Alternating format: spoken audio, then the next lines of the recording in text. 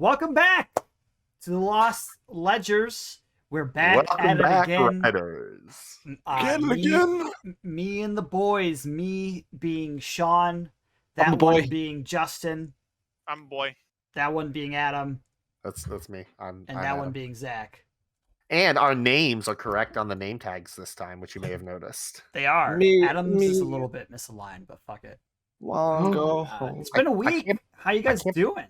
I can't believe you would let me be misaligned. Feeling like gnarly. that, John. That's incredibly Shit. rude of you. I'm just reflecting your nature. Oh no. Oh wait, Oh. are you intending to just have like extra videos displayed instead of like the text that we were going to be working on? Oh, god damn it. Why is it on the wrong... That's weird. How'd that Oops. happen? What a strange error.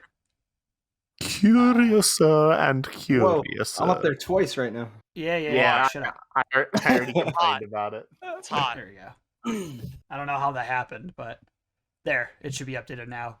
Are you okay, Zach? Is everything good? Yeah, we're good. What are you talking about? This week we came together on Zach's suggestion for a subject, which was something related to healing.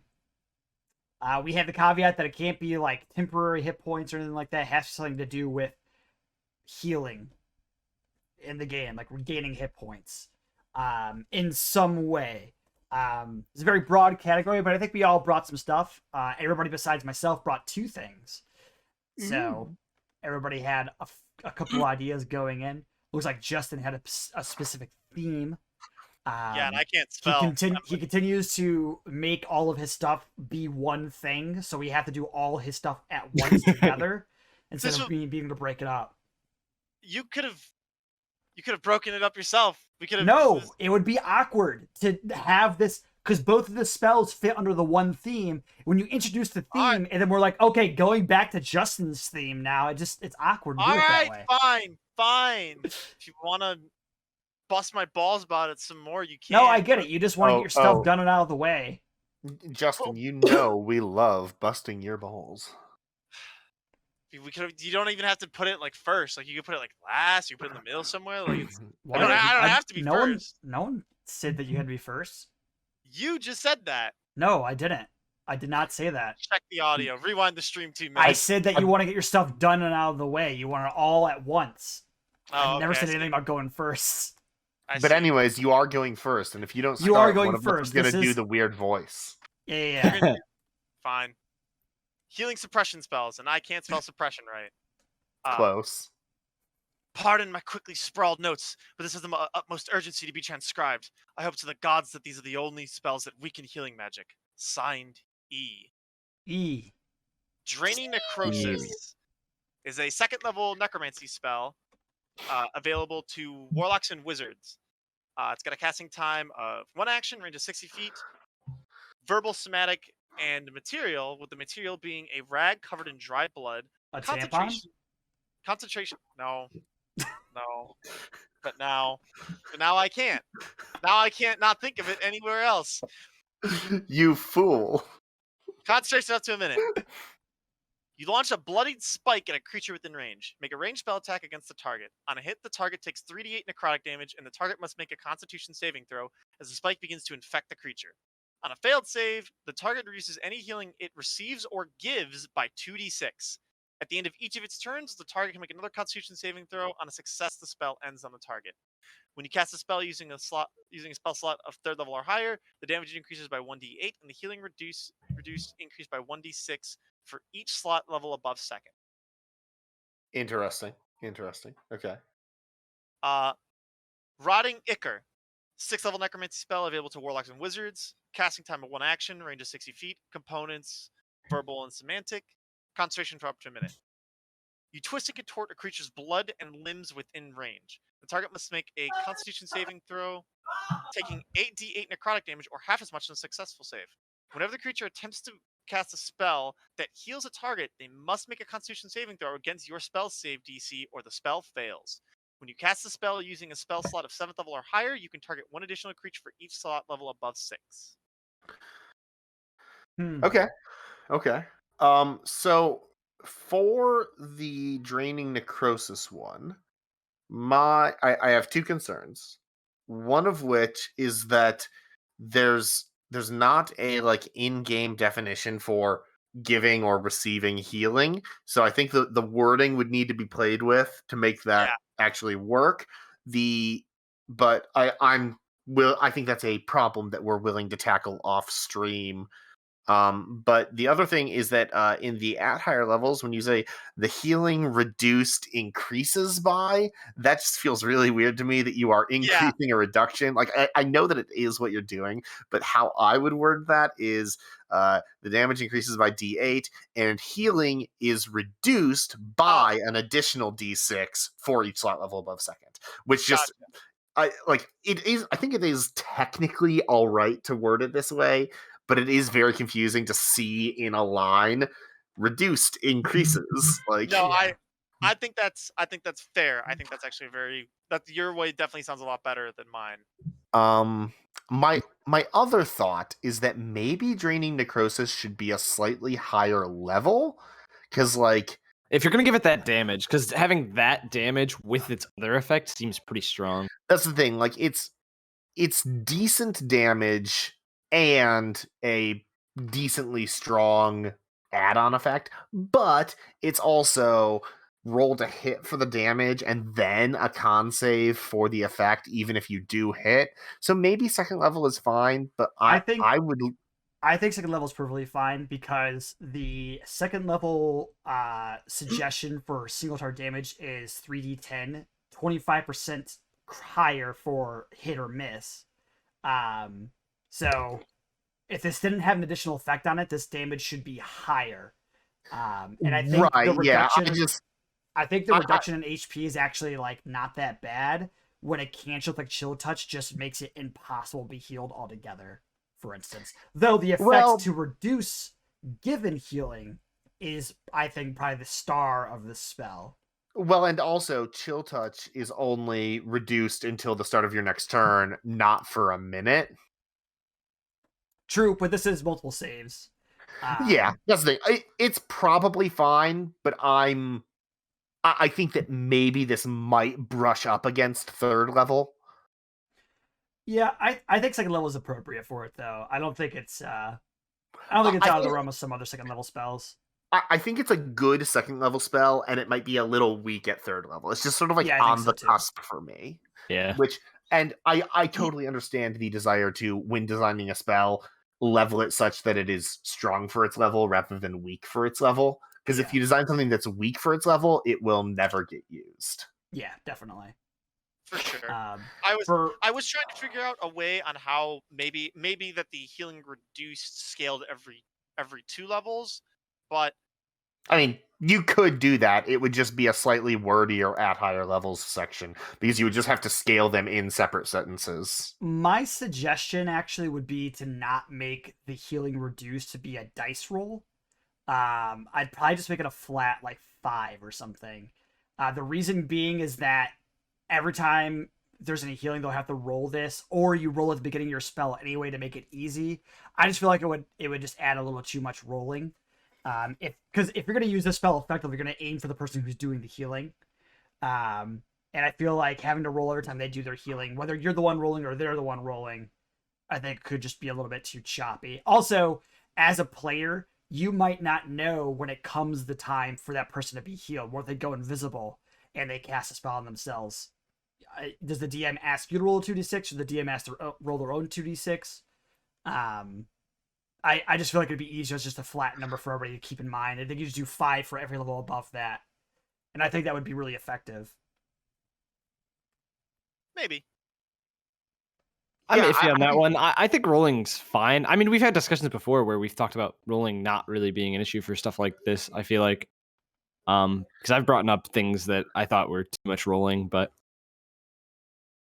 I think the rolling's not as big of an issue on this one. I think that it could be an issue if you're targeting a creature that is healing multiple targets per turn. Like, because if somebody casts like a mass healing word, are they reducing 2d6 just on the total, or is it 2d6 on each target? I think that a flat number, it doesn't necessarily make it easier, but it makes those questions just sort of fall away. Those questions are no longer relevant.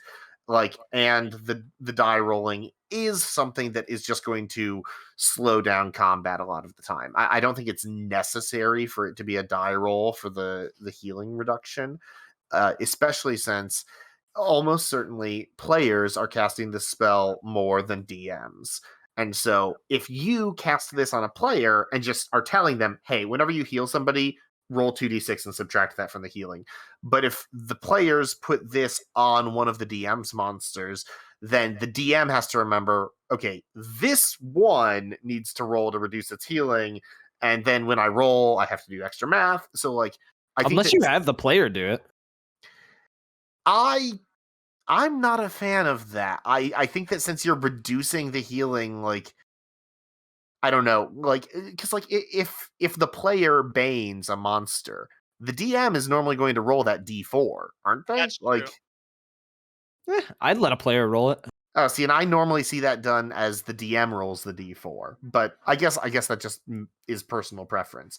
But I see the argument for either way, but I think that Shawn's right, and a number would go some ways towards smoothing out the description of this spell. Yeah, well, that's the reason why I think the dice rolling could be annoying, is because I could definitely see having the player do it and the DM do it, and I think there are situations where it's better if the player does it and better if the DM does it. Like if an enemy gets healing and the players don't know, which can happen, and I've definitely done before, in hidden ways, then I don't want to ask the player to do that. But if the player does know for the healing, then I do want the player to do that, so they feel like they have more agency over the ability. Which is why I think a flat number would be easier, because it gets rid of that distinction. I just know it's 5 less.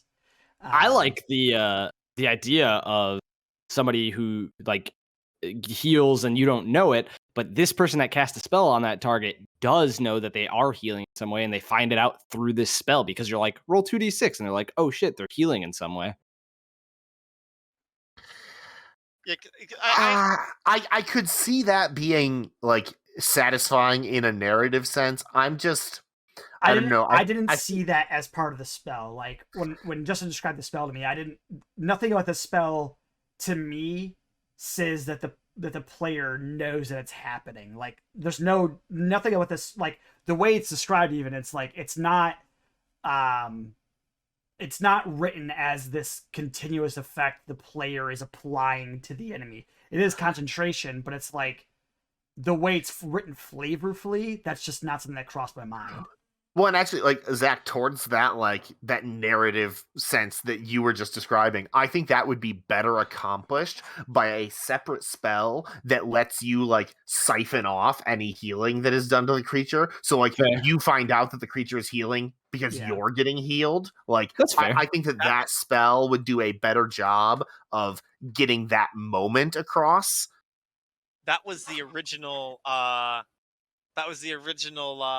thing. That was the idea that you had that led you to this. Why didn't you do Siphon instead of just because I like to keep the spell a lower level, and I figured that siphoning off healing from another creature is probably at least a 4th level spell. I think that if you're only up to a 3rd. I think that if you're only siphoning off a portion of it, if for example you reduce their healing by half and then you also regain that much, I think that at that point you might want to take the damage down or get rid of it and just apply it as a curse effect. But I think that could still be a low level spell. I like the idea of just going with the flat 5 because 2d6 most of the time that's roughly where you're going to be getting. That's the thing. You'll be getting something in that neighborhood, and 5 is slightly weaker than 2d6, but that also lets us scale it by 5 each time. Yeah, that's the thing. That makes the scaling stronger, but a lower base. Yeah, I think the phrasing of "and the healing is reduced by 5 for each level above blah blah blah" reads better than "is reduced by an additional 1d6 for each level above blah blah blah." Yeah, agreed. But for the higher level spell, yeah, the one you probably expected to have more conversation about. I don't really I have think- much issue with this one.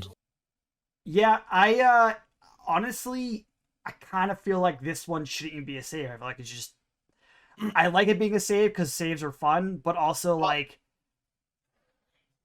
So you mean like a save against like their spell save, right? yeah, a save for not allowing the healing to happen.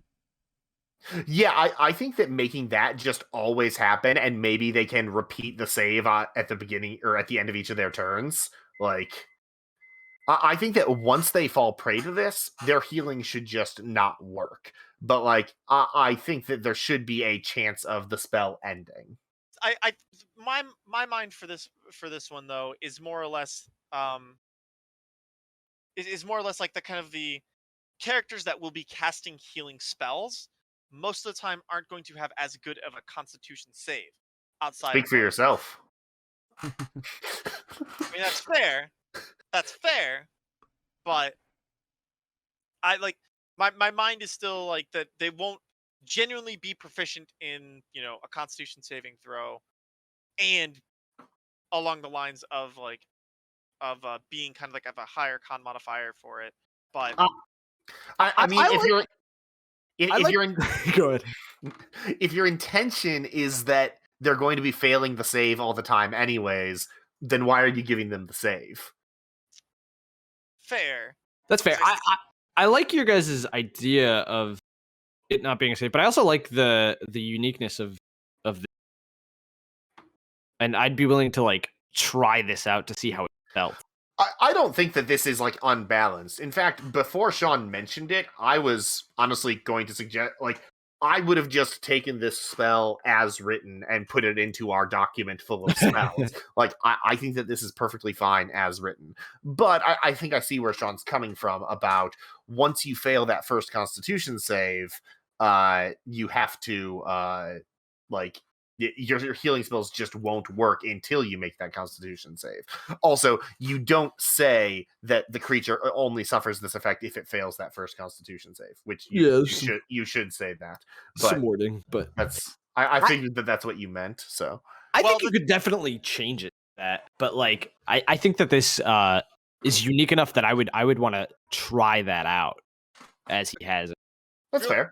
Wait, real quick, Adam. Could you just repeat that to me one more time about like the So, save? so you have written here: the target must make a Constitution saving throw, taking 88 necrotic damage or half as much on a successful save. Oh, I was supposed But you to add... don't. But you don't say that if it fails the Constitution saving throw, whenever the creature attempts to cast a spell, yada yada yada. That's the thing. Well, the thing is when it is they're saving against the damage. Oh wait, your intention is that effect happens no matter whether they make the initial con save? Yes. Oh, Weird. interesting. Okay, that's uncommon. It's because it's more of In that case, I think it's probably more appropriate to have it as a con save every time they try to cast the spell. Then that makes more sense to me now that I know that your intention is that there is no save against this. Yeah, I think I would just add like regardless of if they say this effect. Yeah, you should still specify with just whether or not they make the save whenever the creature attempts to cast a spell. Gotcha. I was trying to find I like spells that. that had somewhat of a similar effect, but I couldn't find any really. There's not a lot of spells that make you make a save and then take effect whether you did or not. I was even looking through like some of our homebrew stuff because I could have swore that we've had something along the lines, but I don't know. We've definitely had stuff like bypass your saves before, but normally there's not like damage associated with it that you're saving against. The easy way of doing this, and there are some abilities that we've had in the spells and some stuff that have been like this, like Psychic or Banshee's Wail, for instance. I think I made it so that when I edited it from Adams, I made it so that the thunder damage always happens. So the creature takes blank thunder damage and must make a save, and then they can take the second damage or half or whatever. So that's one way of doing it. And the way you would apply that in this situation is say the target is infested with rotting ichor and must make a con save, and then after that you'd say, while the target is infested, blah blah blah. Instead of saying Gotcha. regardless of if they save or not, because that doesn't seem like something that wizards would write. I don't know. It doesn't seem like It seems very you have no option. yeah. It feels poignant. Like whether you save or not, it just doesn't feel like something wizards would write. Which is why I don't know. normally... Wizards has definitely written stupider shit than that. True, So like, true. I'm not willing to give them that much credit, but I agree that your way is better. So Yeah. That's why I always make up fake conditions when I write spells and stuff. Just it makes writing things down a little bit simpler to understand. yeah. Yeah. Well, and that way But you yeah, can. then refer back- I agree that this level is fine as it is. Then with Yeah. that reading of it. Yeah, because that's the thing. It's Blight, but without some of Blight's riders and with its own new riders added. So Yeah, The damage is, I believe, the same as Cone of Cold, except it's not an AoE. Yeah. right. I'm fine it's with the same- damage. It's the same damage as Cone of Cold, but it's also more applicably the same damage as Blight, which is single target and Oh. does necrotic damage. Wait, Blaze, I guess it is 88, yeah. Yeah, I like this, just changing up the wording to have that always be on there, give this effect a try, and I think a solution to it is, as Shawn suggested, if you could make it what he said. I can't.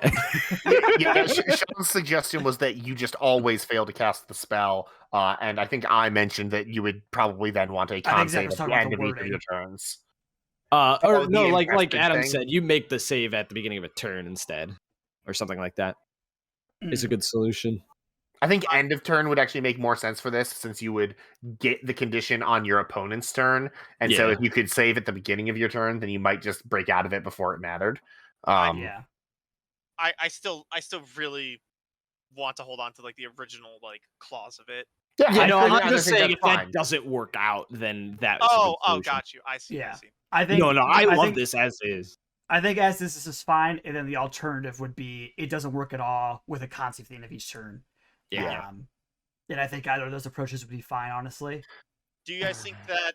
Do you guys think This for one either- might actually be better because this one will bait the opponent into trying their chances with the healing spell. Right, that's the thing. Whereas if it just fails automatically, then that's going to incentivize them to just do other something things. else. Yeah. Whereas this one, if they're desperate enough, they might still go for the healing, which will make it Yeah. all the more clutch when it fails. this? Do you guys think that? Do you guys think that there maybe should be any other classes that get these other than Warlock and Wizards? Because that was something I was trying to ponder. I was like, what class would this like? I almost feel like it fits cleric, just because a lot of things fit cleric. I don't know, just based on how we've treated cleric in the past, like Shawn has given Tides of Blood to cleric, so like I think that either of these are as appropriate for cleric as Tides of Blood is. I think Tides of Blood was my spell. Wait, is Tides of Blood your spell? It is. But Oh, okay. I assigned the classes when I added it to my homebrew spell list. Tides of Blood. Yeah. I gave it to clerics because I was like, I don't know what other classes could go on because of the bloodletting feature for it. Yeah. Mechanically, I would want to give Rotting Ichor to Bard, but flavorfully, it doesn't feel right. Like this feels like up the Bard's alley of like having this kind of debuff that disrupts things, but the flavor of it throws it off for the Bard. How many spells are there that are available to Warlock and Wizard, but no other classes? Like that feels like kind of a weird mix. There's one spell that I know of that I can't think off the top of my head right now, but not a lot, I don't think. I almost feel like the first one would be cleric and the second one wouldn't. I can see the first one being cleric. Yeah. The first one definitely feels like it could be cleric. The second one feels not quite cleric. Oh, actually, there are quite a few spells that are available to Warlocks and Wizards, and nobody... Oh, no. This search doesn't work the way that I want it to. Never mind. Okay, Cause Fear is only available to Warlocks and Wizards. Contact Other Plane. Was that not given to clerics? I guess not. Nope. Let's see. Dance Macabre from Xanathar's.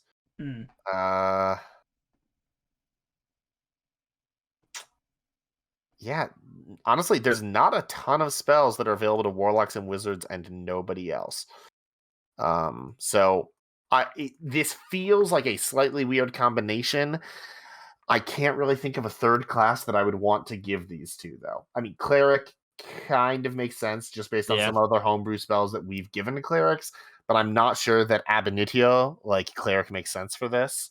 I think thinking about it, like draining necrosis could have worked for clerics because like Yeah, I can see that one as clerics. I just can't see the other one as clerics. think about cultists. Like cultists are usually giving clerics spells. Are they? They're usually given like hold person. What's that one really strong first Also- level touch spell? Android, there's a lot of warlock wizard spells. Almost all the wall spells are warlock wizard. That's kind of weird. Wait, what? Warlocks get basically no wall spells. What are you talking about? Oh, my bad. This search doesn't work the way I thought it did. You got fooled by the same thing I did. Are you looking at a search that gives you all warlock spells and all wizard spells? Yeah. Yeah. How annoying. Anyway. But I can't think of the first level spell that clerics get. That fucking really strong touch spell that does 3d10 damage. But like cultists get like that, hold person, and like tongues, all like clerics. Okay, wait. Okay, I've actually found the list of spells that are available to warlocks and wizards and nobody else.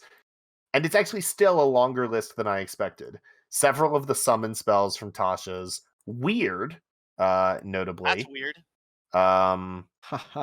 Let's see. Soul Cage, Ray of Enfeeblement, Negative Energy Flood, Maddening Darkness, Infernal Calling. So honestly, a lot of the like explicitly like sort Inflict of wounds. no, that's totally available to clerics. Yeah, I was talking to just. Oh, okay. Oh, I figured it out. Yeah. Man, you're probably using the same search engine that I am, and it's good. Ding, get on your shit. Yeah. Because this search engine is way better. I totally think that this list of casters is fine. Yeah. There's an argument that you could add cleric or maybe bard to either, I think. Okay. Bar would be a stretch for me personally because of the flavor, but yeah, I totally see it. We have had extensive arguments about how you can justify certain classes getting certain spells before. So I think it could go either way, just depending on where you fall on that. I don't think it go either way, Adam. I'm gonna.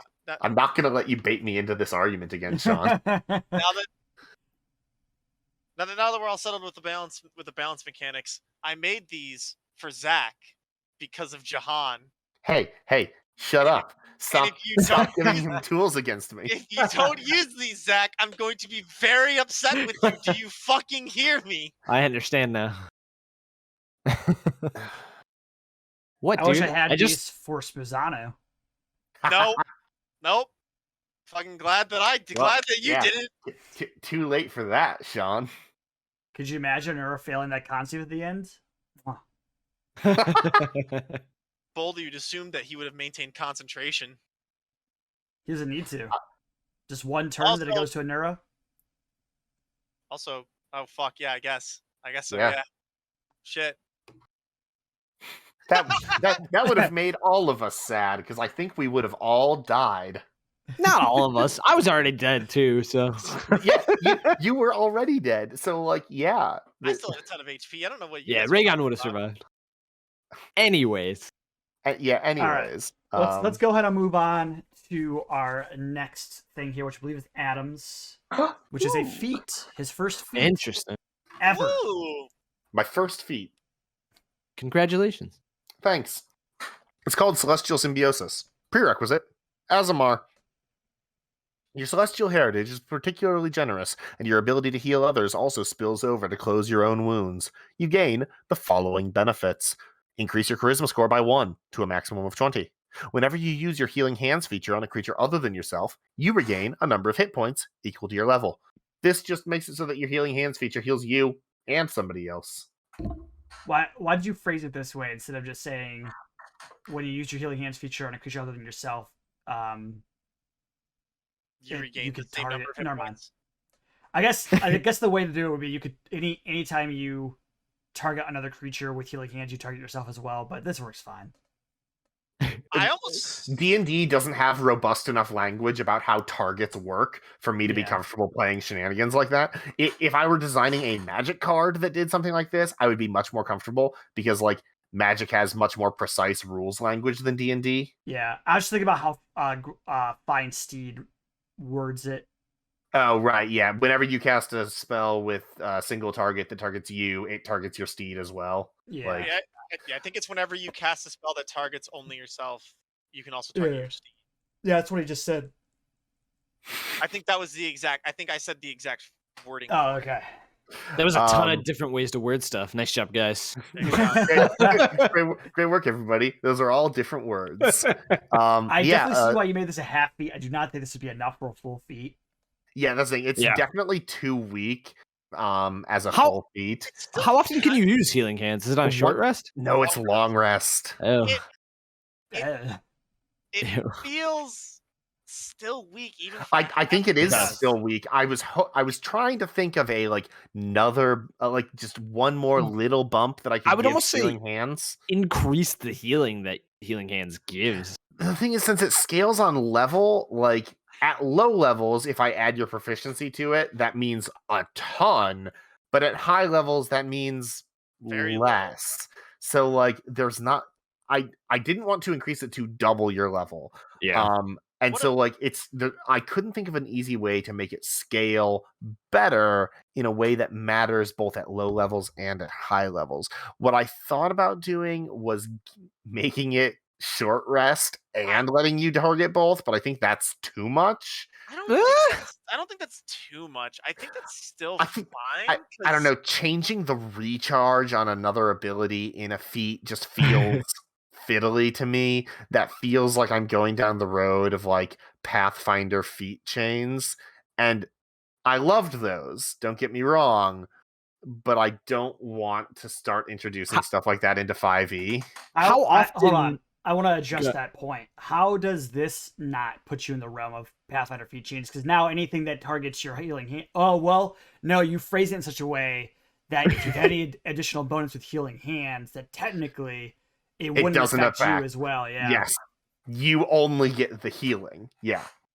How often does anything in 5e change like something like that? Like whether it's action to bonus action or long rest to short rest. I mean, so Nothing rogues explicitly does it. Like That's the the cutting thing, like- action doesn't really do it. It just says You you can take a bonus these actions action, on your yeah. bonus action. It's supposed to be like, oh, your dash action is now a bonus action.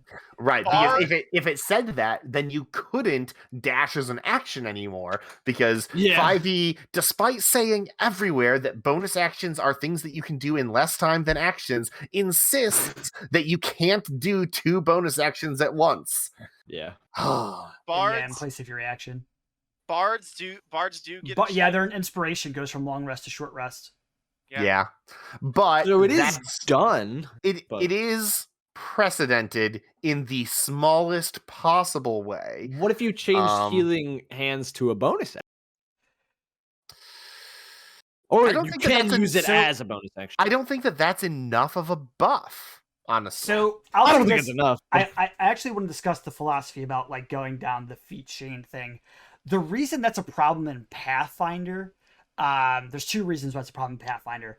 One of the reasons is that the individual feats along the way aren't enough, so it feels like you have Yes. to go in the chain to get it. And That the is a other reason it's a problem is because when it makes some builds so optimal that if you don't go down them, other builds are suddenly not viable. And I don't think the way that 5e is designed, the way the other feats and class features are designed, that's going to be a problem unless we just have like thousands of pages of homebrew stuff that we're adding in. So I don't know if that's something that should be too much of an issue when it comes to this stuff. I don't mean to say that I am like categorically against adding like, oh, Yeah. this feat has another feat as a prerequisite. that's not a path that I want to go down today with this feat. Sure. Um, I think making a bonus action would be a decent enough buff. Actually, I think that would be enough. I think it's good, but I don't know if it would be enough. I mean, there's not a ton that you can do with like bonus actions. So even just changing this class or this racial feature. Wait, what do you mean? There's not a lot that you can do with bonus actions. There's a ton that you can do with bonus. There's only like actions. 5 bonus actions in the entire game. Right. Let's go down. Sometimes you find yourself in a situation on a class that you can't or aren't doing anything as a bonus action, but that is not true a majority of the time. I've definitely been there. Like you were especially there at low last level. session in Zach's campaign. Yes, that's the thing. Especially at low levels, and if you are avoiding certain particular things, like if, for example, you're maybe a 6th level cleric who thinks that spiritual weapon is kind of overrated and bland, then yeah, maybe you don't have a bonus action every turn. But this isn't going to give you a bonus action to do every turn. This would only give you a bonus action once. That's sure. Maybe we can toss in that you can use it as a bonus action. I think it's still weak, though. I think it is still weak even after that. But yeah, I think it feels weak because it's so focused. But it is let's say, a typical campaign, a decent heal that you get as a bonus action. And the biggest problem with healing hands as it is, and lay on hands for that matter, is that it breaks your flow in the combat because it takes away your action for that turn. And I think taking it to a bonus action will make it feel nicer when you do use it. That's so especially later. You can still get, like, if you're a fighter or a paladin even, you can still get, like, 2 attacks in and then healing hands. Yes. Yeah. Like, or as a fighter. I think bonus action is good. I think it's underrated changing it to that. But I still do think it's a little bit weak. My other suggestion is you can use healing hands twice before a long rest. That would be better than just making a short rest. I could see that. What about... Or like half proficiency modifier per long rest? Half proficiency rounded up? Yeah. If you do that, I don't think you want to do bonus action. Probably not. I mean, half proficiency modifier rounded up will be the same as what you suggested, Zach, until 13th level. Right, where you get it back on a short rest instead. The problem with getting back on a short rest is, well, it's not so much a problem anymore because Wizards had thrown out the window getting healing back on a short rest is a bad thing. It's not a problem anymore. They've made so many features that allow you to do that. With like the Mercy Monk and giving Wizards the ability to get some healing spells. They can get stuff on a short rest. Warlocks have the fucking Celestial Warlock gets like cure wounds and stuff. Yeah. They don't care anymore about that. So honestly, maybe we just say that Healing Hands comes back on a short rest when you've got this feat. That could be good enough. Yeah. Honestly, I think that's reasonable. I'm not even buying my argument about the feat chains thing anymore. I mean, so like, second wind comes back on a short rest, and that's fighter level. So like, I will say though, I would love it as a bonus action. Honestly, bonus action and short rest definitely way too good.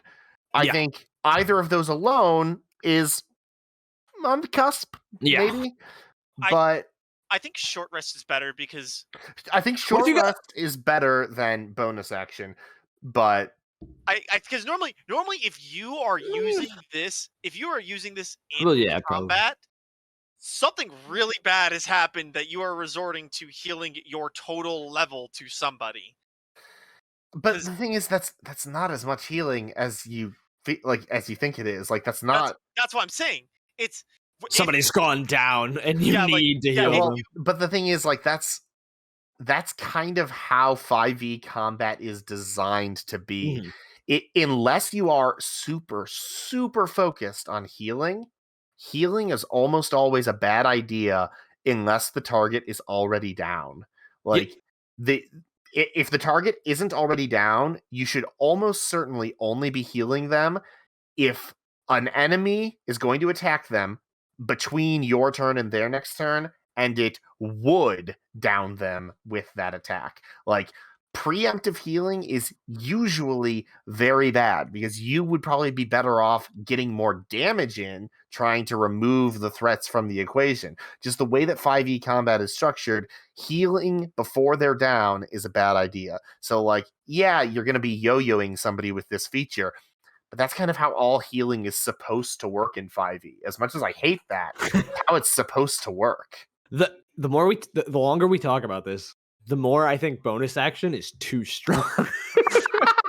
I don't think bonus action is too strong, just because, like what Adam said, like healing has very specific reasons why you want to use it. And I think the short rest is better than bonus action because I think the use of healing hands is better outside of combat because of the reasons Adam just said. Yes. And Justin has said. And it's a reliable way to get more healing for you and a teammate on every short rest.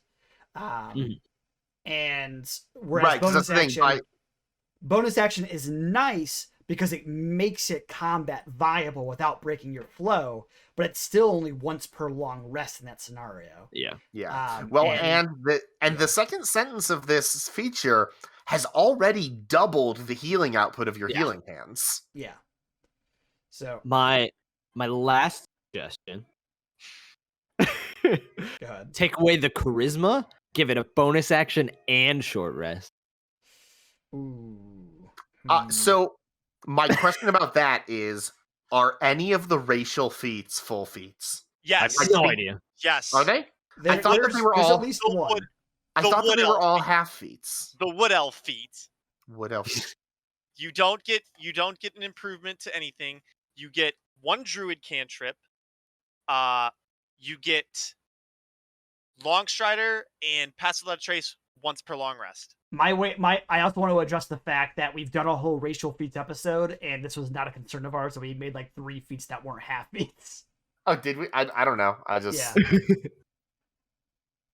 I mean, bountiful luck from the halfling, where they can just say, "Okay, yeah, fail. no, yep, we're totally good. You've given me enough examples that I'm like, I just wasn't thinking about those." Yo, Yeah, this if you is did short rest and bonus action with no charisma, it makes healing hands take on a new form for the Aasimar. It's now combat viable and a reliable recharge for you to use it multiple times a day. It could really help either a tank who has to help up or help their support, or it can help a support give out more healing to their tank.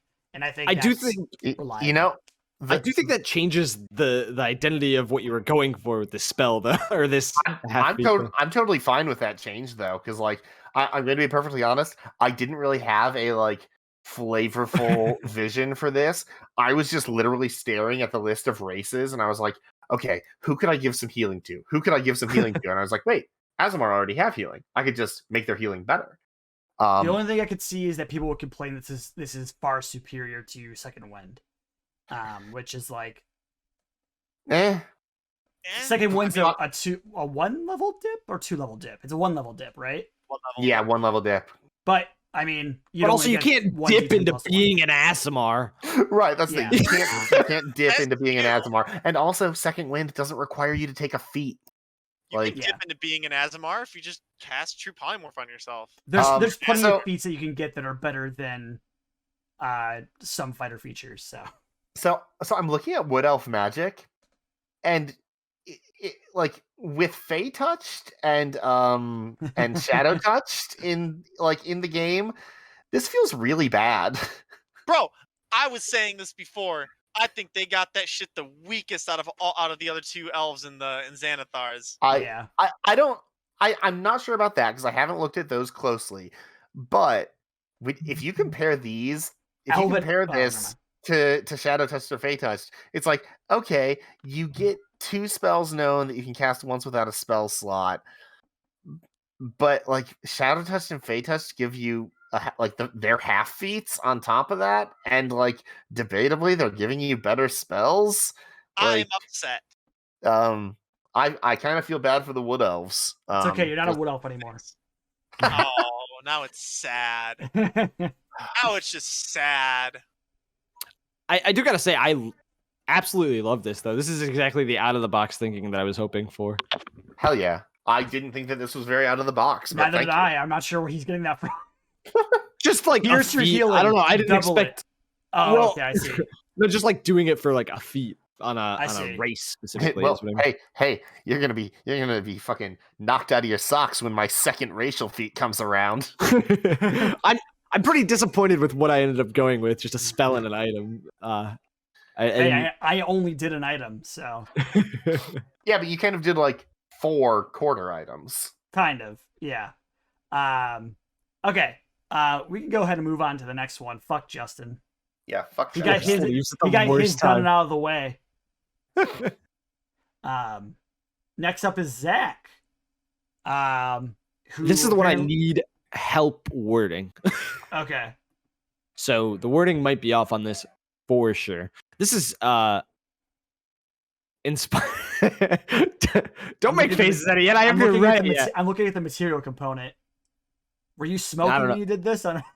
No, I looked up healing herbs and cloves came up. But also he loves smoking cloves. So this was I've been for a long time trying to think of a spell that gave you healing over time, and it's really hard to fucking come up with something that does that is Yeah. balanced. I think this might be decent. So healing growth, 3rd level evocation, cleric, druid, casting time 1 action, range 60 feet, VSM, minute or duration 1 minute, concentration. A target you can see within range is granted an increasingly potent heal. At the start of the target's turn, they heal for 1d4. If they took damage before the start of their turn, the heal increases by a d4. This can only occur once per round. When you cast this spell at 5th level, increase the healing to a d6. When you cast it at 7th level, increase it to a d8. And at 9th level, increase it to a d10. So I think that I can fix your wording problem immediately. Yes. So at the start of the target's turn, they regain 1d4 hit points. If they took damage since the start of their last turn, they instead regain 2d4 hit points. Okay. I want it to compound, though. Keep going Oh. up. Oh. Oh, Yeah, okay, then how about this? At the start of the target's turn, they regain 1d4 hit points. If they took damage since the start of their last turn, increase the hit points by 1. Oh fuck, no. Wait. Oh god, that's way more complicated than I thought it was. increase. Okay, wait. Okay, this is going to completely reword it. A target that you can see within range is granted a pool of healing dice. The pool begins at 1d4. At the start of the target's turn, if they have taken damage since the start of their last turn, they add 1d4 to the pool, roll all of the dice in the pool, and regain that many hit points. Ooh. When you cast the spell at 5th level, the pool begins as 1d6 and additional dice are d6. Yada, yada, yada. What do you think of that as the wording? I like. I think that wording works. This effect is very strong. It's super strong. That's very, very strong. This is especially a since weird you spell because this spell incentivizes you to harm the person you're healing. Well, and I'm not sure if this is your intention or not, but most stuff that gives you HP every turn requires you to be conscious so that it can't bring you up from 0. Was your intention here that this could bring you up from 0? I didn't think Well- about that, but sure. Because if it You can could bring you, change it to if they are unconscious, the pool is gone or something. Oh, Well, are you what if you're unconscious at the beginning of your turn, the pool reverts back to 1? It still brings you up, but it takes all of the energy out of the pool to do it. That could work. Man, this is really strong if you just cast this on your barbarian. This is really strong outside of this is healing spirits level of OP for its level for outside of combat healing. Like Well- original healing spirits. Well, Yeah, this is like pre-nerf healing spirit level of healing. Because Well, what I, it can I guess do, I didn't even think of out of combat. But it is Yeah. single target, so it's less busted than healing spirit in True. that sense. that is true. Um, That is true. what if? Does the healing only increase if they've taken damage? Correct. Yes. Yeah. That's the current wording. But Okay. me as the not strong druid, if I just punch you every turn for 1 damage, Yeah. you will net gain HP at a rate of a triangular number every round. Which means like this is effectively maxing out their HP no matter what their HP's at for that level. Right, because like if you Mechanically. concentrate on this for 10 rounds, then you're getting 55 D4 of healing. Yeah. Which is if you know. you dedicate yourself to punching the guy. So 55d4 minus 9. Right, 55 D4 minus 9. That's true. But that's still a lot of HP. It is. I always forget about that out of combat. Yeah, that was one of the issues we had with so this is the first time we're gonna do this, but I'm directly comparing this to one of our other Lost Ledger spells made by Justin, Minor Regenerate. Which is also an overtime healing spell, but that his lasts longer. His is an hour. The way that we made it was over an hour, you get the initial healing, which is a decent amount, and then every minute you get 1 HP. That way, it's not great for restorative in combat. The problem is that this one is specifically made to be better in combat. Yeah. But incidentally, anything that you make better for in combat generally makes it way better outside of combat. Wait, no, sorry. I had a brilliant idea that would make this useless in combat, which is not what we need to do. What we need to do is make it bad out of combat. Because the thing I liked it as not cumulative. Yeah, I think if. But even then, that's still pretty good I for think out of if it combat. was, But I think if it was just 1 additional dice at the start of the creature's turn, that would definitely be way more balanced. But like, I don't want to. It's still a lot of out of combat healing. And I don't want to put words in Zach's mouth here, but like, it feels like the increasing over time is kind of central to the conceit of the spell. Hey, wait. Hey, Shawn, we were just talking about triangular numbers. What if instead of a triangular number of dice, it was just a triangular number of hit points? What if it was on the first turn, you regain 1 hit point, and on the second turn, you regain 2 hit points, and on the third turn, you regain 3 hit points? That would cap it at being 55 HP? it would, but it would make it a lot less useful in combat. Fuck.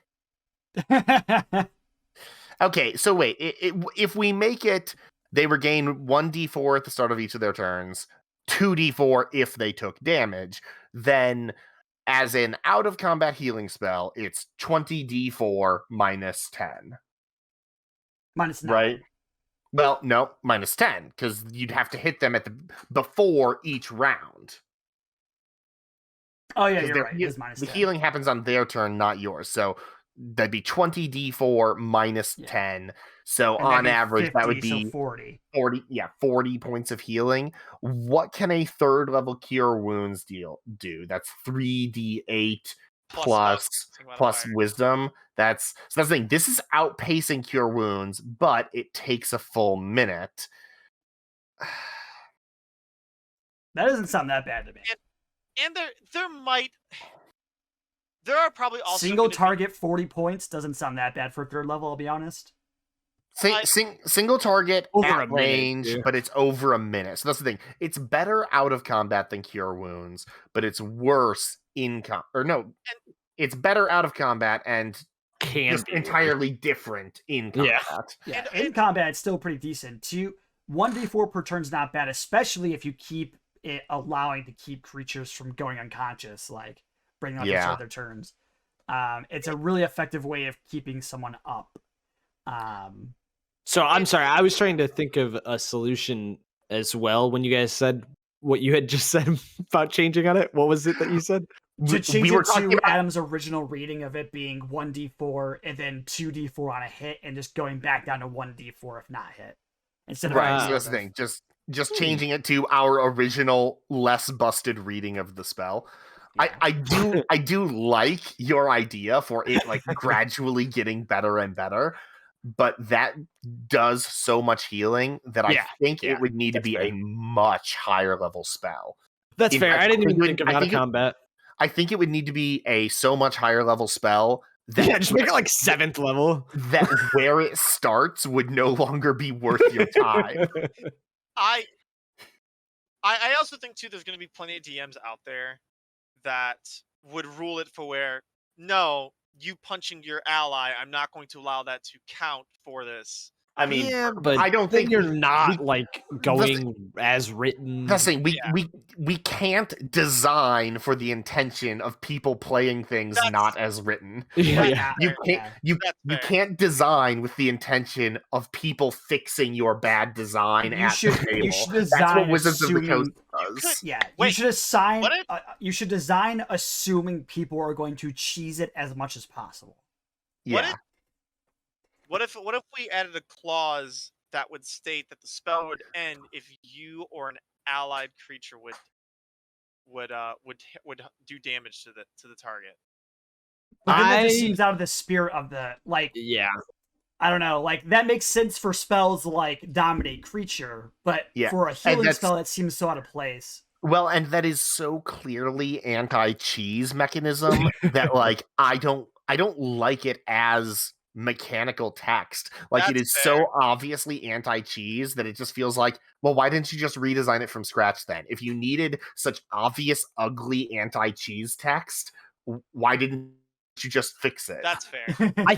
I think I'm actually totally fine with the change to the way that Adam originally read it, because my idea wasn't specifically to make it a healing over time that did get stronger. I just wanted to make a healing over time spell, because Yeah, that's if all I've wanted to fucking do for like 4 fucking years. if And that I was your- think if that fixes it, then I'm okay with that. yeah, I think if that was your original intention, then having it be a D4 baseline and 2D4 if you've taken damage Or since just the start double of the your roll. last turn. I'd probably just double the roll, honestly, because that'll This make it easier to phrase the increase. I think as well.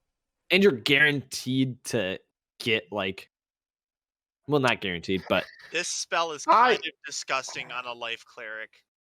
And all healing spells are kind of disgusting Yeah. on a life cleric. Healing words Right. busted on a fucking life cleric. Right. Actually, so something I was thinking about that would make this less disgusting on a life cleric. Don't give it to clerics. Druid only. As much as That's it fair. pains me to say it, as someone playing a life cleric in your campaign, I think that maybe you should just not give this one to clerics. I'm The- fine with The that. reason why I'd I want say to that it's- reflavor it a lot so it seems more clear why it's not a cleric spell, because That's the otherwise, thing, Yeah, I think, that's I think fine. you would want to play up the like nourishing like tree aspect of it. And in fact, the thing that I was thinking of that I was like, oh, perfect, that would make it useless in combat was that like the creature lays down roots and their speed is reduced to 0 for the duration of the spell, ooh, which makes it a phenomenal out of combat healing spell and But terrible in terrible combat. in combat. Unless, you're committed to, no, I am going to stand right fucking here. The reason that I say that it's especially disgusting on a life cleric, though, they don't get a lot of spells. Like they don't get any like healing over time spells. There's only healing spirit in the game that I can think of. And they don't get it. Aura of life, technically. You mean aura vitality? Or wait, I yeah, mean, aura vitality. I don't know, fucking the one that heals That's- people. Yeah, that's the one. That's two. Yep, that's the one. My mistake. But they didn't get it originally when it was printed. That's only a new thing from Tasha's, Right, but it's something that's available to them. and it's really strong. Yeah. what I would Um, say also, as far as the healing, like I said, I think I would want to have it double the healing as opposed to being an additional die, just because that would make it easier to level it up. But also, I think with that change, it might be better to at higher levels be like additional D4s as opposed to being increasing the dice size. Just because increasing the dice size is a much slower increase, and it wouldn't feel good for a 2-level increase to get 1 to 2 HP per round. It just feels very low. I'm fine with that, honestly. I don't know which part of what I said you're fine with. Both of them. Both of it. I still think it should be double the dice, not just double the roll. As much as I do like double the dice just because rolling more, if you make it double the roll and then you make it just additional D4 for every level that you cast, it makes it easier to word and it makes it And more because as I have it right now for when you cast it at higher levels, I don't even know if this makes sense for understanding that both of those dice change to D6. Right. Okay, but like so how about this? At the beginning of the affected creature's turn, they regain 1d4 hit points. If they've taken damage since the start of their last turn, they instead Gain twice. okay. Fuck. I love rolling fistfuls of dice. Well, that you would still get to do that. It would No, just I be all wouldn't, though. D4s. I would just Dice. no. But I want to roll fistfuls of D4s. I don't want to roll 2d4 and then double it. I want to roll 4d4. Yeah. God damn it! Oh, now Like- you want to roll fistfuls of dice? I always want to roll fistfuls of dice. What the fuck are you talking about? Fuck you! What- You were on my I case think that would earlier. be. What if you roll double the die? That's what I was trying to word it as when I was most recently reading through it, but it wasn't as immediately obvious what the wording should be as I hoped. So I see your point about it being easier to word if you just double the healing. That just feels boring to me. Yeah. I think for an overtime healing, you shouldn't be excited to roll many dice as opposed to just getting healing every turn is enough. But imagine this, dude. You can roll 9d10 the way that I have it right now. That would be God. fun, but holy shit. Oh Jesus! But Yeah, that's at ninth level. Come I- on, man. You yeah, I can do forg- wild shit at ninth level. I wasn't even thinking that at 9th level this is 55d10 of healing as written. Yeah. If you get hit every turn. That's not even as much as mass heal. Okay. That's true, but True, this is all on upcast one spell. target. Yeah. It's also single target. And mass heal is like divided between many. And it's still 3/4 of the healing of mass heal. No, I'm fine with those changes. Keep it D4. I'm cool with the D4 being that. If we're doing that with it, is 3rd level still the level it should be at?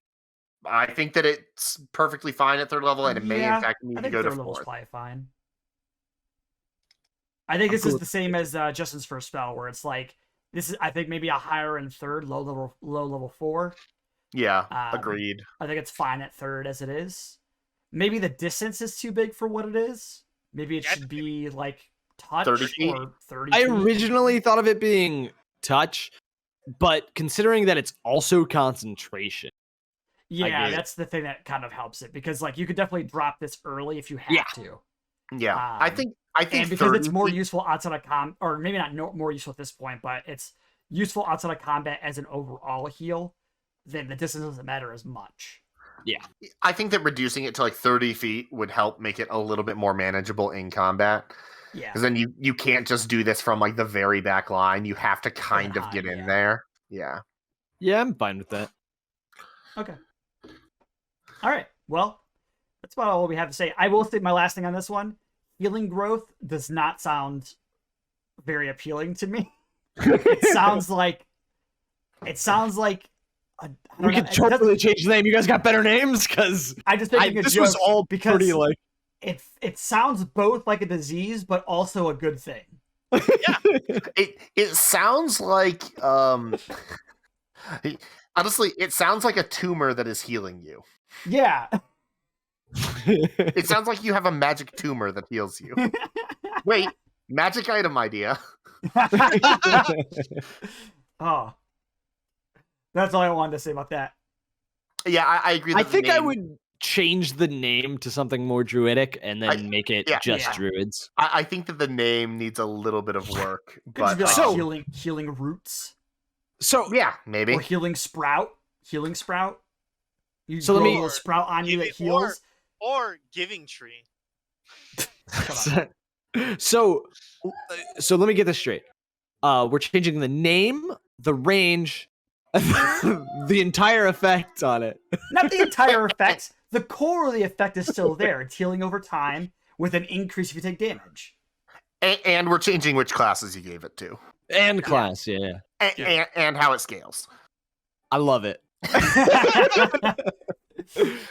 I'm glad it was talked about. Would it be funny if you just scrolled and saw it and was like, nah, let's move on to the next one. All All right. guys. Now on to my item. A little bit less wordy than usually my items are.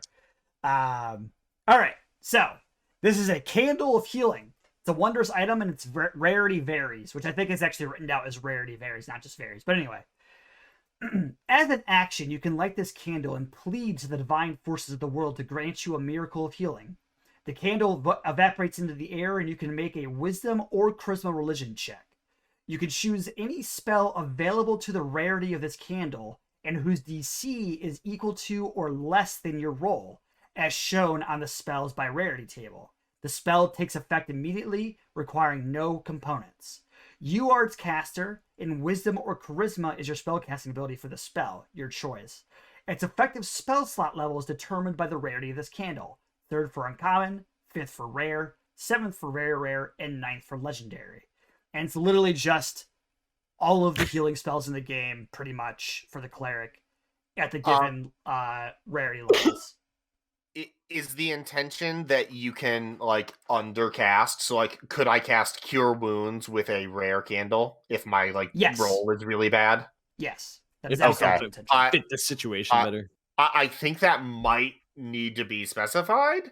That's what 'cause- the effective spell slot level is determined by the rarity of this candle means. Well, no, sorry. I mean the so you can choose any spell available to the rarity of this candle. It's not immediately obvious see, that I the see. rare candle can also cast the uncommon. No, I get it. I get it. spells. Yeah, no, I should. The rarity or lower or something like that. I have to specify that. Thank you. Honestly, I think that you could maybe just have it say for in the rarity column, just have all next to the uncommon ones, have rare, very rare, and legendary for the rare only ones, have very rare and legendary, and then legendary only. So these Yeah, are so probably. these are effectively all different candles, correct? Yeah, there's E- four. e- There's 4 different candles. There's an uncommon one, a rare one, a very one, and a legendary one.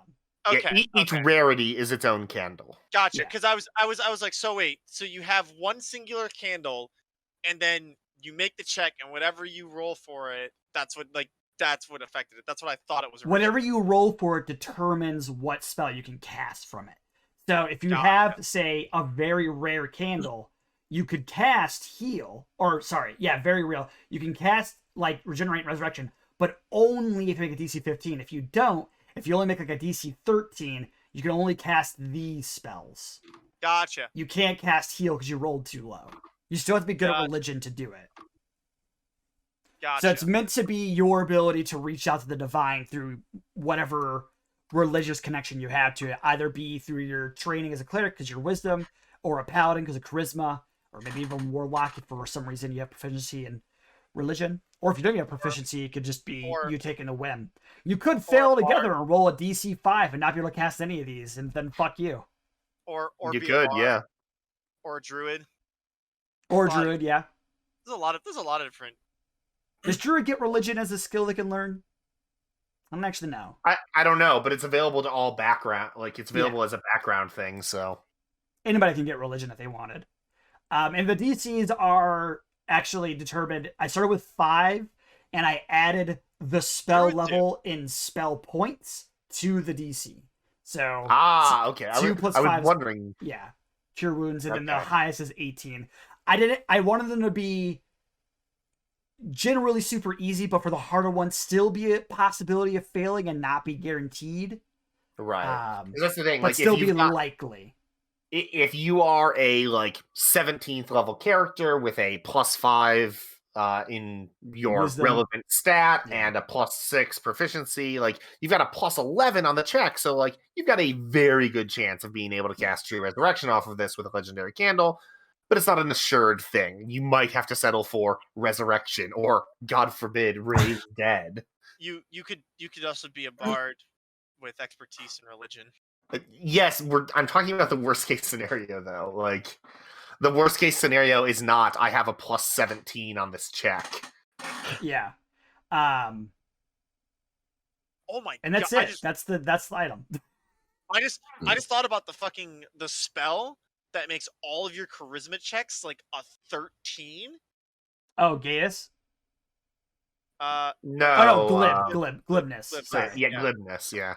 Because It makes all your dice rolls a minimum of 15, I believe, yeah, for charisma.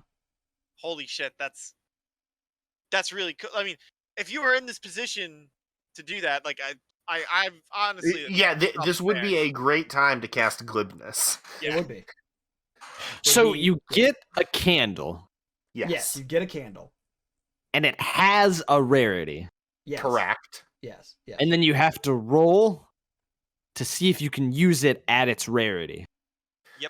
Your so roll. Your rarity, the rarity of the candle determines two things. It determines what spells could be cast from it, and at what slot level that spell is cast. That's the only thing the rarity determines. Regardless of the rarity of the candle, you have to roll the DC of the spell to be able to cast it anyway.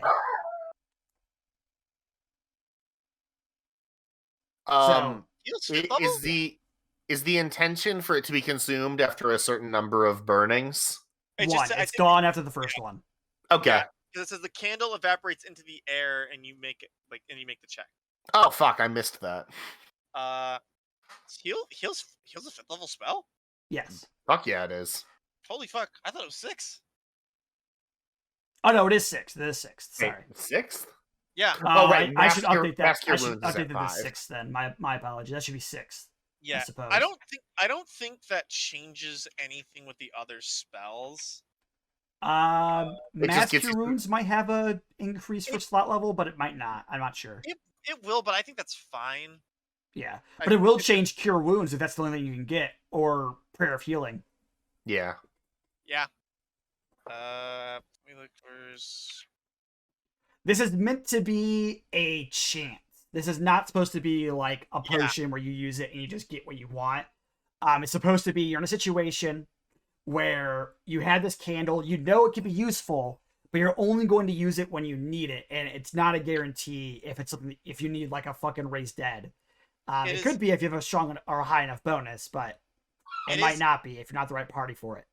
It is not meant for all very- parties or all situations. it is in my mind a better Hail Mary than like Divine Intervention. Kind of. yeah, Divine Intervention and- obviously has a lot more flexibility than this, but yeah. Right. But this will work more than 1/5 of the time. Yeah. But it will be Hey. consumed regardless if you like do anything useful with it, and it's one time. Whereas at least with divine intervention, you get it once per day if you fail. Yeah. I dig this. This is definitely a really cool magical item. I would 100% use this in like my campaign. Yeah, I want to think give that one of is- these out. I think it'd be fun to have this as like a Hail Mary.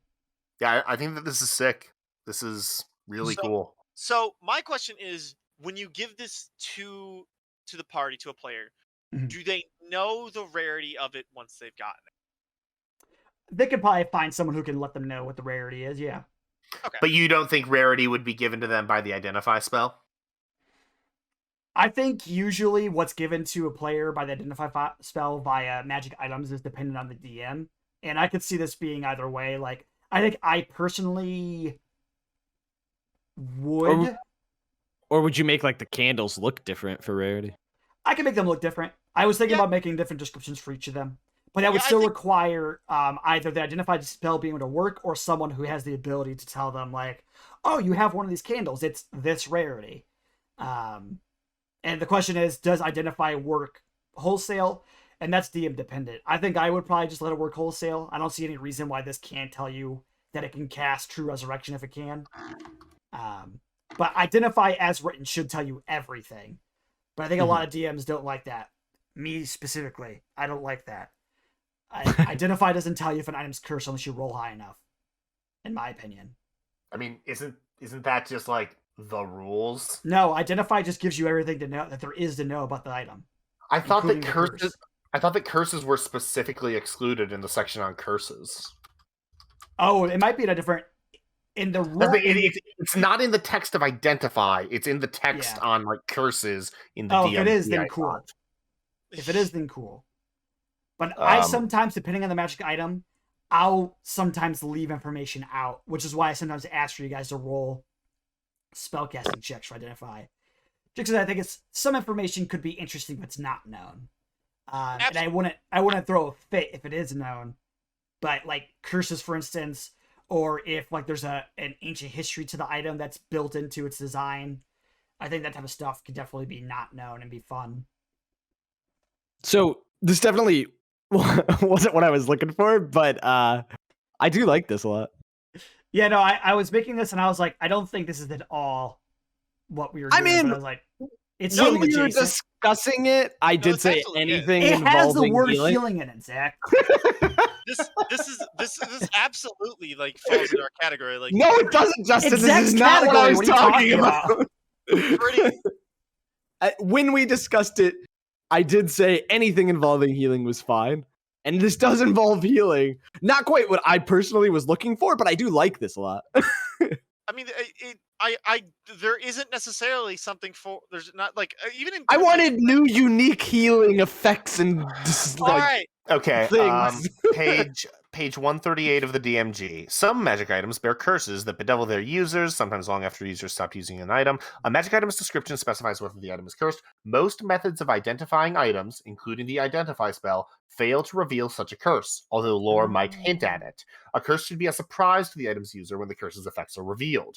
Attunement to a cursed item can't be ended voluntarily unless the curse is broken first, such as with the remove curse spell. So it is rules as written that identify does not reveal a curse. They should write that in the identify spells thing. Just say if the item's cursed, this is not revealed or something. They definitely should, yeah. But it's in the cursed item text in the DMG. There are other mechanical things that I overshoot. Like, I don't know if curses. Does it say anything about curses about attunement? Like, if you're attuned, do you learn the curse? You only learn the curse once it comes up. Once it comes up, okay.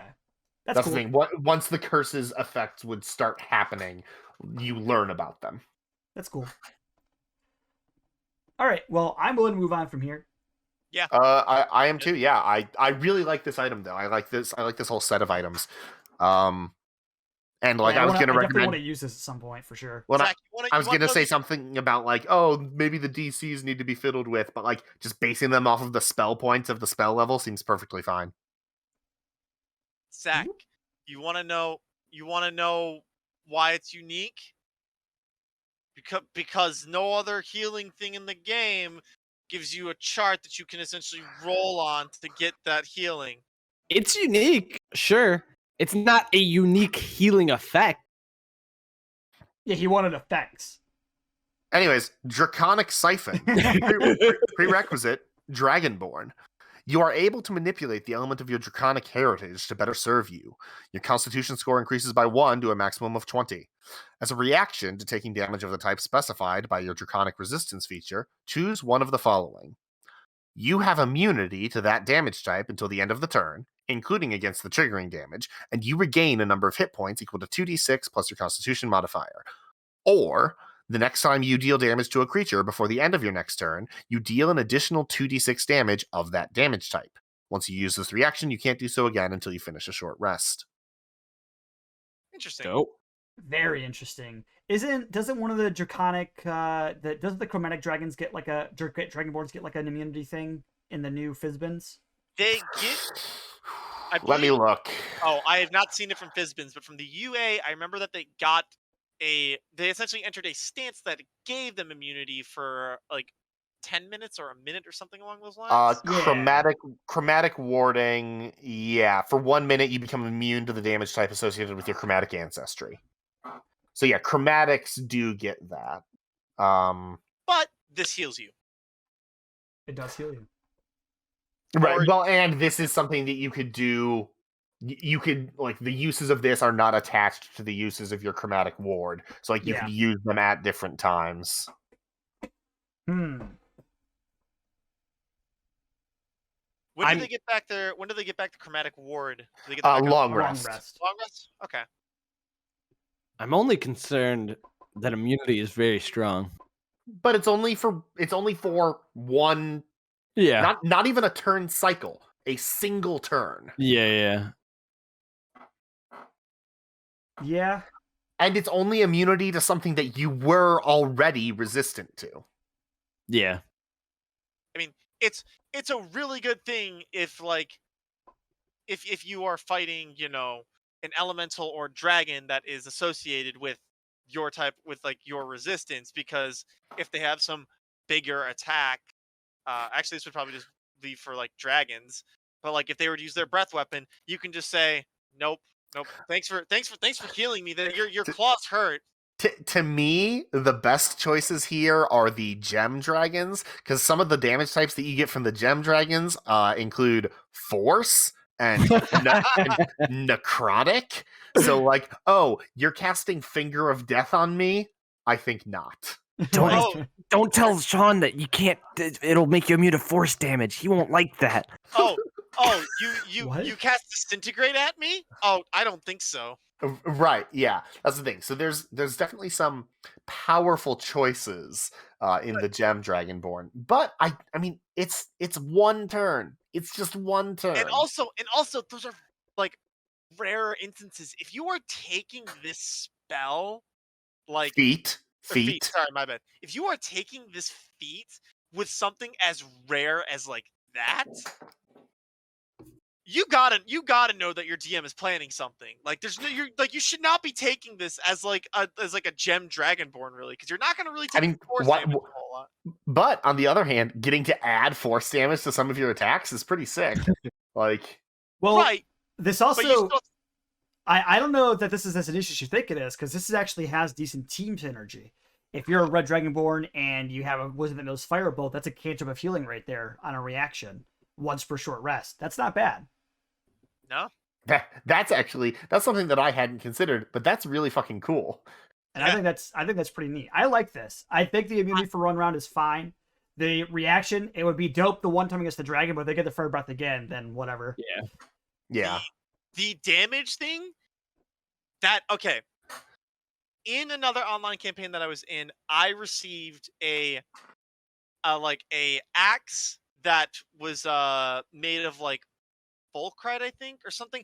It was like an electricity conductor. So one of our party members was a sorcerer that knew like bolt of lightning, which was just reflavored firebolt, and he would just hit me with it so I could just fucking absorb it and then just smash it with like somebody with some extra lightning damage. So I think that's also a fucking really cool thing to do. Hell with yeah. like this. I worded this in such a way that you can add the damage type to like spells or something. It's not the next time you hit a creature with an attack, it's the next time you deal damage. So like if you cast like, I don't know, Eldritch Blast or something, you can add force or you can add fire damage to it. Like you can add lightning damage. Like I like that it goes until you do damage too. So it's not like if you miss, you still that's have the thing. That's the thing. As long as you get some damage in before the end of your next turn, you get it. I'm only slightly concerned about the immunity, and you guys aren't. So I think it's fine. Like I'm cool with it. The rest of this in general, I'm just only slightly concerned with the immunity. I think that if the immunity lasted longer or was easier to proc, I think I would agree that it's worth being careful about.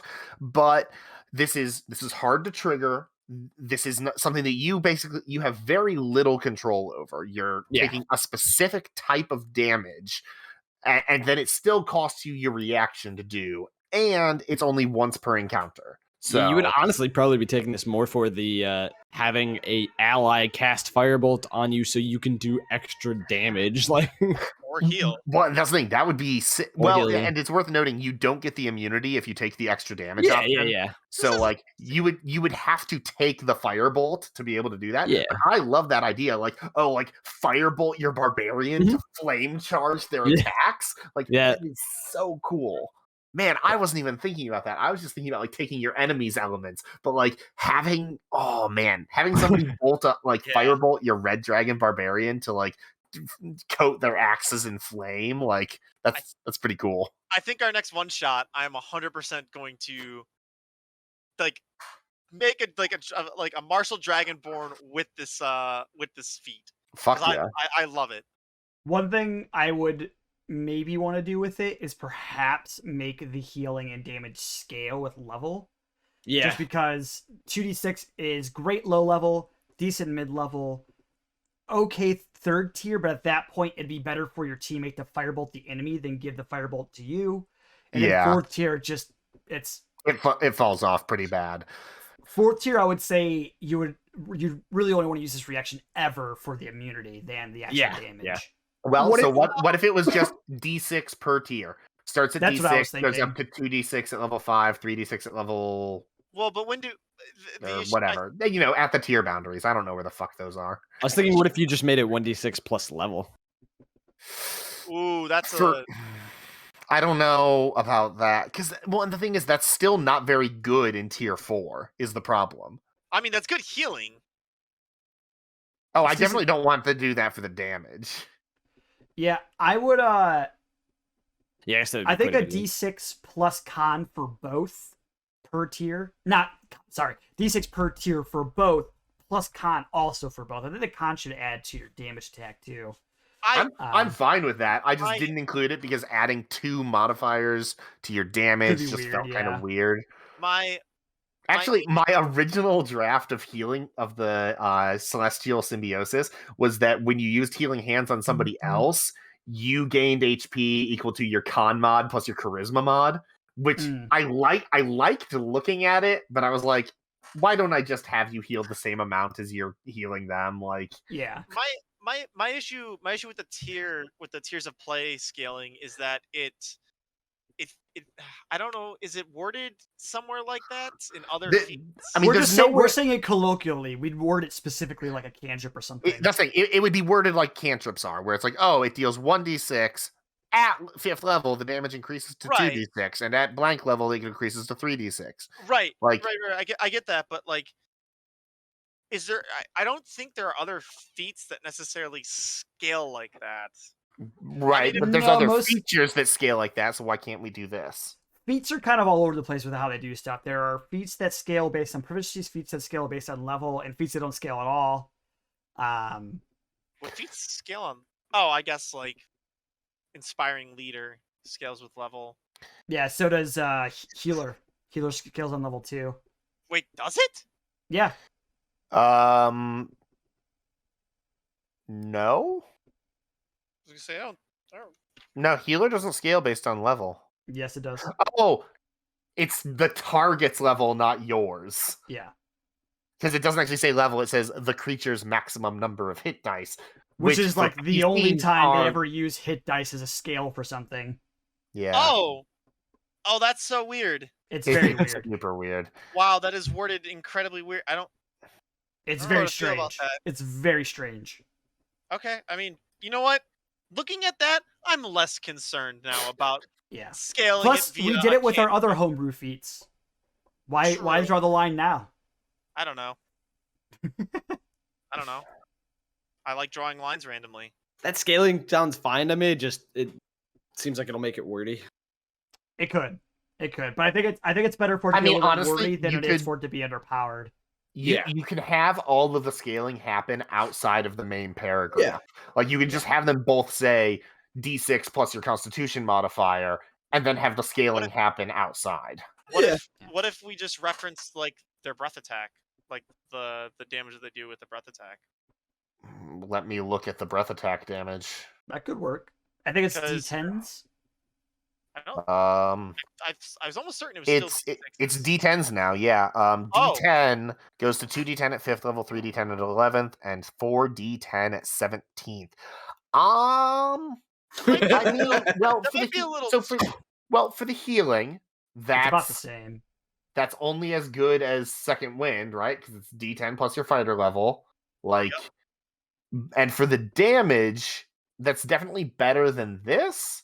But I mean, at 1d10, that's not better than 2d6.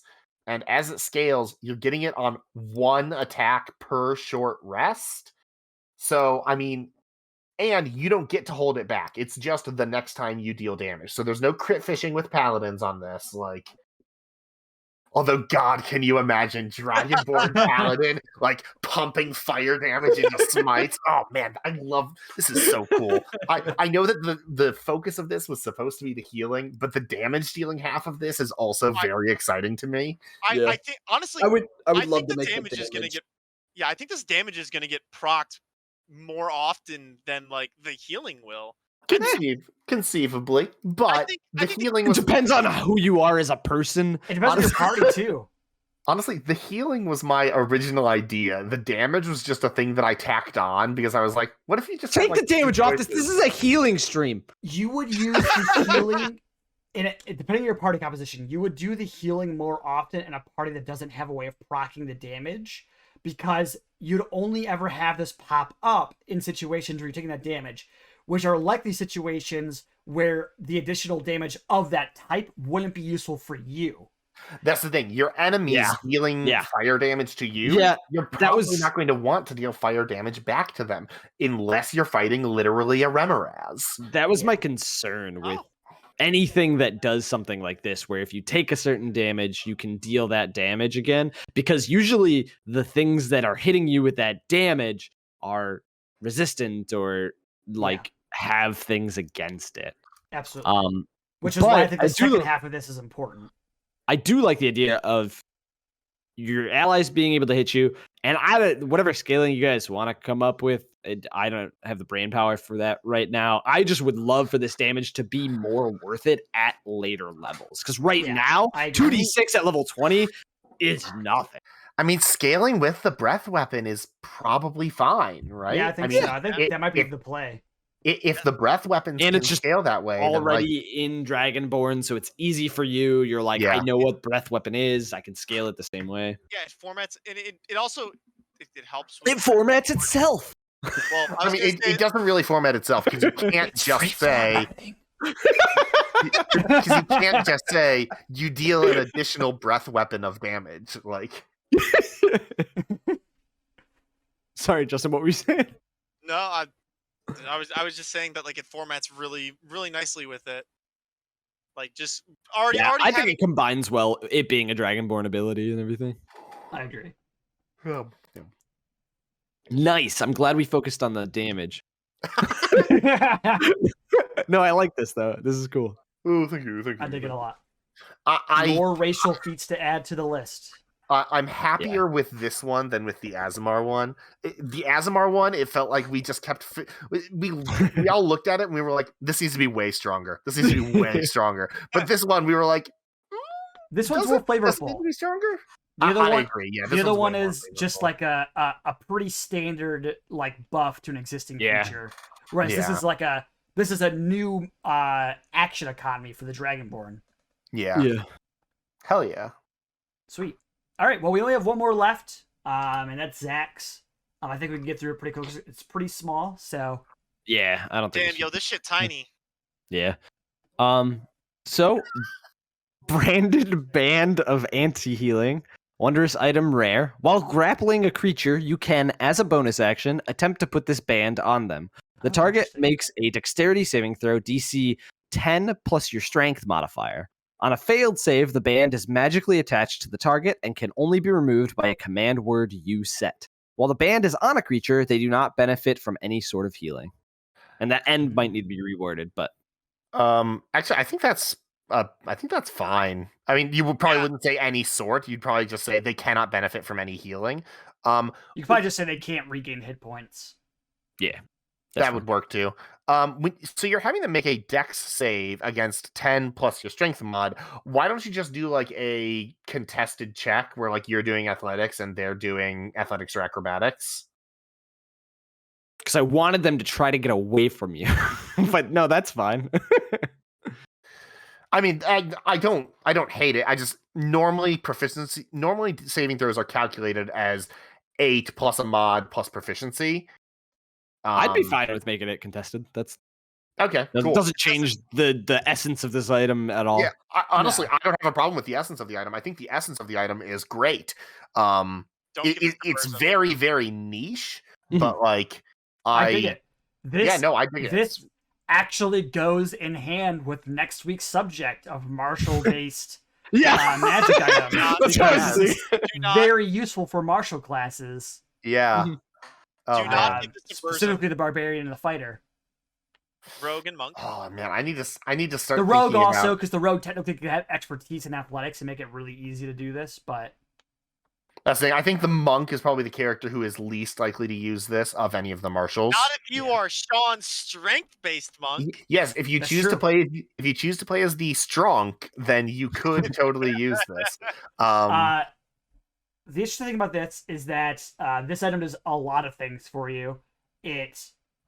Now, when you say band, I'm thinking like a wristband, Okay, so not like manacles. They're not. No. It's Okay. just a band that would go on arm, leg. It could go anywhere. The reason I was going to ask is because two Yeah. things. One, it would give you the benefit of cuffing them, which is good. But if it were It's cuffing cuffs, season. then you'd have to ask, how does this interact with freedom of movement? If they have that. But since it's just a band, I don't think it applies. Yeah, Though you couldn't grapple someone who's freedom of movement anyway. Now that I think about it. So never mind. It doesn't even matter. And since you have to be grappling them to do that, Ooh, that means creatures that can't be grappled, you can't even use this on them. I mean, most creatures that can't be grappled, you would have to make a very convincing argument for you to be allowed to put a band on them. Burzum. The convincing argument for Burzum, though, is that he can't fail those checks. Right, that's the thing. Like, how did you grapple Burzum in the first place? I meant Burzum using this. What I liked was the making it magically attached to the person, because then it can be taken off with dispel magic or something of the sort, I imagine. Yeah.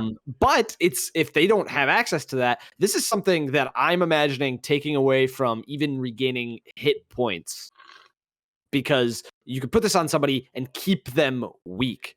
Oh, so like they can't heal. Oh, like even during like long rests. Yeah. I think So you want this to affect conditions that aren't just their hit points? Is that what you're saying, or you just want them to not regain hit points? I think he's just saying like he not wants regaining hit points. Yeah, he just wants it to apply to non-magical healing. Gotcha. Yeah. So if you just say while the band is on this creature, they can't regain hit points or gain temporary hit points. You might add too. I didn't want to make it stop temporary hit points. I wanted it to stop incoming healing and gaining hit points from resting as well. Then you could just crib the wording from Chill Touch, which is can't regain hit points. Yeah, that's good enough. That's I was healing. I was at work when I did this, so this is what I wrote down. I didn't look into any of the wordings. This is nice. This is sick. I don't think it's scary.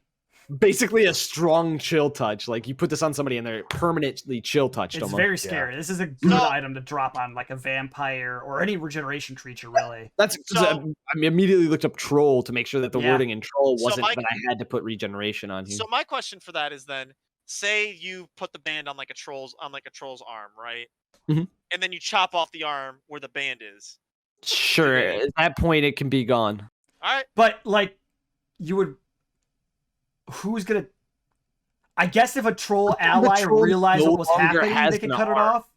But like, I don't know then he would immediately just regenerate the arm. Well, I know that there is also there's also like a troll arm, like the monster. Yeah. So I don't know I thought that there was somewhere in the text of the troll that Don't put it on his arm then. Put it on his neck. I don't care. It's a band that you can put anywhere that's going to magically fit on whatever size the creature is. I didn't resize. Listen, man, do you think my barbarian is smart enough to know that, trolls regenerate? Cut arm off. Then Oh get no, arm smarter. attack. Then you fucked up, son. Well, and also, if your barbarian is too stupid to know that trolls regenerate, why is he putting this band on the troll in the first place? Because the smart person told me to. Well, then the smart person should have given you better instructions. That's Yeah. not an argument against the design. No, I think this Not is brilliant. I like the idea of this item. I think, honestly, more items meant to be applied to an opponent, I think would be dope. In fact, Yeah. I want to add that to my idea into the idea sheet. That's a pretty cool idea. Hey. Oh yeah. Items to apply to your opponent in like combat already- or some other situation. I thought that this it took me a second to realize that this meant like that you had to already be grappling a creature for the bonus action. I was like, just being able to do this with a bonus action seems a little strong. No, Oh, that's yeah. why I made it grappled. Which is actually a very interesting restriction that like Yeah. I wish that we saw more of that. It's like, oh, you can only do this while you're grappling a creature. It allows for some like powerful options that you can only apply after you've already put some work in. Hey, put this into the idea sheet. Things And- that can only be applied or get stronger with conditions. Oh right, yeah. Right. Things restricted based on applied conditions. So like, oh, you can only do this to a grappled creature. Oh, you can only do this to a stunned creature. Like stuff like that. You can do this- Honestly, that is kind of why I made it a dexterity saving throw and not another contested roll. Since you've already grappled them Yeah. once. I get, but they aren't completely restrained when you've grappled them. Like you're holding on to them, but they aren't completely restrained. I could go either way on it. It being a dex save, I think, is fine, but I don't know. I specifically This made feels it more like a a kind of contested roll. lower DC as well. Like higher level enemies are really gonna have to roll poorly on this. Right. Yeah, That's I mean, what I I think could go either way on it. I think it makes slightly more flavorful sense for it to be a contested check. Yeah. But I think a dex save that's just 8+ strength plus proficiency is fine. Cool. I lean more towards the contested check, but I'm fine with making it contested. No, I mean, I think if- either's fine. yeah, so, I mean, if you had reasons for making it one way or the other, like I think that's totally valid. It's a good option, Miguel. If we just made it a band that instantly killed somebody when it was put on them. Damn, That you would be you an owe, interesting item for a bad guy to have, for instance, just like an insta kill bracelet. Piss off you the owe party. you owe Miguel $5.30 now. For that Imagine consult. the He just threat. wants that so he could buy a hot and ready. Imagine that threat that would exist. So, like a lot of creatures have features that just auto kill, and there's nothing the players could do to counteract that. It's just whether or not the creature uses it. But if the players know that the BB&G has an item that if he places on you will kill you instantly, that changes the dynamic of the fight because the players have a course to go against that goal. It's like, look, we know you're the fighter and you have to get in close, but if you get in close, you can place that thing on you. You got to change how you approach this fight. It changes the dynamic. That's a really cool idea. I do love doing that to things in fights, which is something that I've tried to do with a lot of my fights. listen, we've had to fight your plants before. We know those weren't fun. Those weren't very cash money. I always try to make there be some other stake involved in the fight or something like that. Something that changes the dynamics. Always nice. Oops. All right. Well, that's a fun item. I like this item a lot. Like we You said, think rare is fine for this? Rare's fine. yeah, I think rare is probably. I really wish. I think rare is the best. I think uncommon would be Yeah. too little, and I think very Wait. rare might be too much. Wait, Justin. Yes. When did they raise the price of the hot and ready? Pretty certain that they did that like recently. If Or they they haven't have- already, it's going to be. Oh. I said if they haven't already. I don't know if they did. Oh shit! Yeah, they're raising it to $5.55. Yeah. Effective October 5th. What the fuck? I mean, Uh, okay, like I totally get it. They have not raised the price on this pizza in like 20 fucking years. Like I get that they are more than they are more than ready for like an inflation It's been 20 adjustment. years. Boomers. Yeah. Yeah, Boomers- dude, the hot and ready's been around for That's like insane. ever. Boomers I remember cite the original hot and ready. commercials where the guy was like sitting out front. It's like they're like, "What if I wanted this? $5? $5?" And it's like, "Oh shit, it's $5." I remember the commercial and being ecstatic about it. Boomers use the hot and ready as a reason for why inflation is a myth. That's I mean, that's a bad argument. As anyone who's taken an economics class could explain to them. get good, boomers. Honestly, hey, Shut up, but you all know, three of you are boomers. but if the No, we are boomers, not. what the fuck are you talking about, dude? But if boomers understood anything about economics, then like the world. would Then not our be the mess that it economics is. that's a different conversation. Justin, you're in the same generation as us. Yeah, but you're all older than me. by like I call him Yes. kid on a By daily basis. I call him kid. by like less than 5 years. Fucking boomers. 2 years Surrounded by exactly. boomers. This is my cry for help, chat. Help To me. be- I'm to be fair, surrounded by don't- boomers. I could call don't- Adam kid as well. I'm older than you. No, you're not. Am I not? No. When's your birthday? Are you 94 or 93, Adam? 94. Okay, yeah. Zach's older than you by a little bit. Okay. This is Good what show, happens. guys. This is what happens. Good show. This is what happens Well- when we're done early. We are not. That was- We're over time. We're definitely over time. That was Oh, yeah, that was it. That's it for our healing related anythings. That was a good episode. I'm glad you suggested it, Zach. We next week, what are we doing, guys? We were talking about doing Martial class restricted items. yeah, items specifically made to be attuned by martial characters. And by martial, we mean anybody that does not innately have spell casting. So fighter, monk, rogue, barbarian. In fact, we've all been assigned one. I'll be bringing a rogue, Justin will be bringing a monk, Adam will be bringing a barbarian, and Zach will be bringing a fighter item. man. Or items, probably. Depending on how big your Conceivably. item is or how small they are. I suspect mine will be a little bit wordy. We'll see. We'll see. And this last item is a decent example. I could easily It is. slap on a tag of only fighters can use this. Yeah. You could. I'm Or not going to do barbarian. that. You definitely You could. could. But yeah, that's gonna be us next week. Was there anything else you guys want to see before we wrap things up? Tonight's word of the day is mercurial, which means specifically like of a person that they are constantly changing their mind or their mood. Mercurial means sort of like flighty, always constantly changing. Mercurial. Is that from Mercury the god or Mercury the element? Both. Both. Because Mercury the element is called that because it is quick, as in liquid, at room Yeah, temperature. Quicksilver. Right. So that's the thing. Yeah. It is by analogy to the god first and foremost, but the metal is also named for that property of being malleable at room temperature.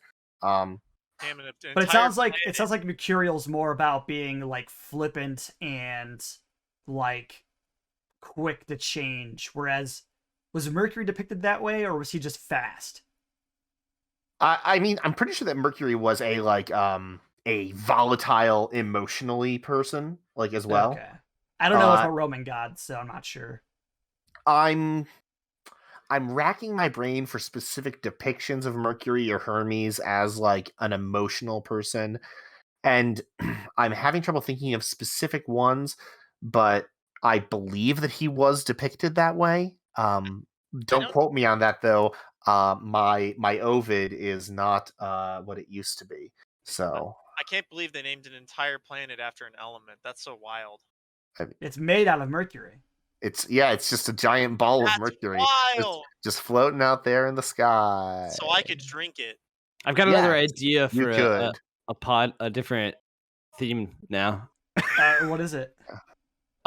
Movement speed based anything. You just want movement speed. Is that what your ideas are going to be now? It's like this Yeah. mechanic and anything about it Listen, if you want to make it more specific, then by golly, do it. But You just want movement speed to be broken in D&D like it was in Smite for so long. You want yes, to go back Alright. to the good old days. And with that, Drink water. that Say the words. Say the words, Shawn. see ya. that which is lost must be found, and Justin's face must be forgotten. But those that are found must be remembered. Bye, See- everybody. See you next